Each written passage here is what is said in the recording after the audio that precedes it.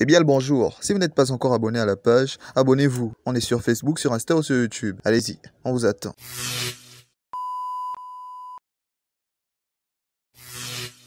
Alors, chers enquêteurs, pourquoi vous ne croyez pas qu'il y a quelque chose au dehors qui risque de vous tuer, de tuer des gens autour de vous? Oui, tu as deviné, aujourd'hui on parlera de ce virus qui vient du pangolin, ou de la chauve-souris, ou les extraterrestres. J'en sais rien, je suis pas docteur. Bien, et je le répète encore, je ne suis pas docteur. Ce virus, on sait déjà comment il fonctionne. En effet, il contamine très rapidement. On parle de 5 personnes pour une seule personne contaminante. C'est un danger. Alors, si je répondais aux préoccupations les plus étranges des internautes sur les réseaux sociaux, certaines des préoccupations sont intolérables. Arrêtez donc de minimiser ce fléau. C'est une pandémie. C'est réel, bon sang. Ok, première préoccupation qui revient le plus souvent et qui est assez morbide.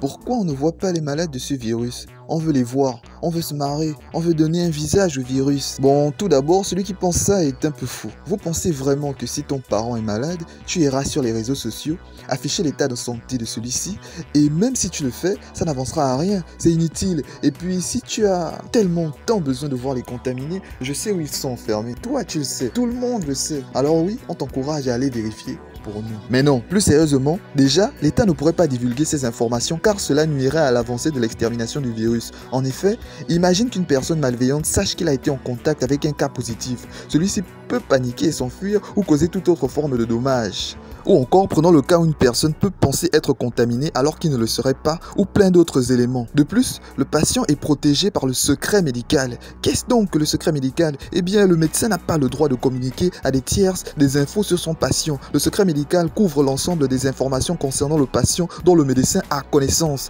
Donc, arrêtez de poser cette question, what the... Ok, deuxième préoccupation.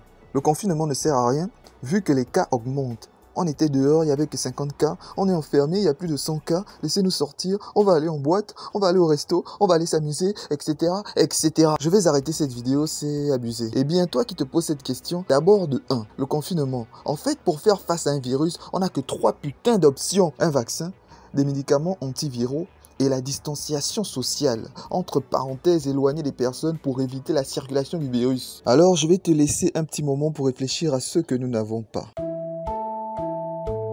Oui, je sais, tu n'as toujours pas compris. Alors laisse-moi te l'expliquer. On n'a pas de vaccin. Et pour en créer, il faut au moins 1 an et demi pour qu'il soit efficace et irréprochable. Et les médicaments antiviraux ne fonctionnent en grande majorité pas contre ce virus. Un médicament fonctionne, mais son application est intraveineuse. Il faut être à l'hôpital pour qu'il soit administré et son stock n'est pas limité. Alors, le moyen le plus sûr, c'est le confinement, que tu le veuilles ou non. Aussi, les effets du confinement ne se verront qu'au fur et à mesure que la population restera confinée. Une personne malade contamine 4 à 5 personnes dans la foule, mais confinée, une personne malade contamine 0,5 personnes. De plus, la grande majorité des malades présentent des symptômes qu'au bout du 14e jour, après être entrés en contact avec le dit virus. Une quarantaine donc de 14 jours est suffisante pour savoir si quelqu'un est infecté ou pas. Mais certaines personnes, après même le 14e jour, ne développent aucun symptôme et sont donc asymptomatiques. Ils peuvent le véhiculer pendant plus de 14 jours. Enfin, la troisième préoccupation, le nombre de guéris.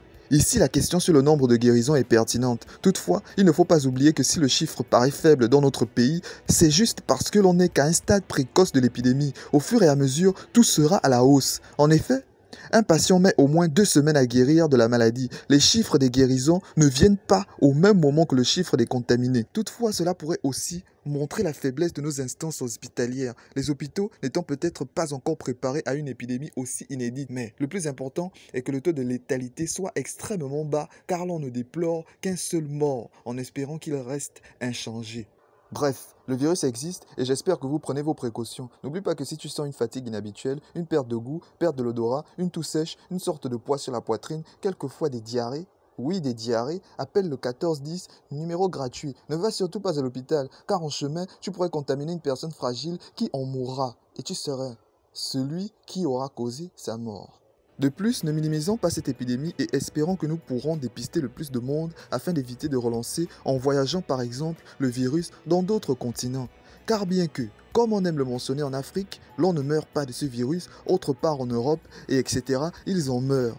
Tiens, je viens d'imaginer un truc. Et si les autres continents commençaient alors à limiter à certains pays africains aux populations négligentes une entrée dans leur territoire? Ce serait abracadabra. Mais bon, on est encore loin de cela. Sur ce, je vous souhaite une bonne journée, une bonne nuit et je vous dis à la prochaine vidéo. Ciao!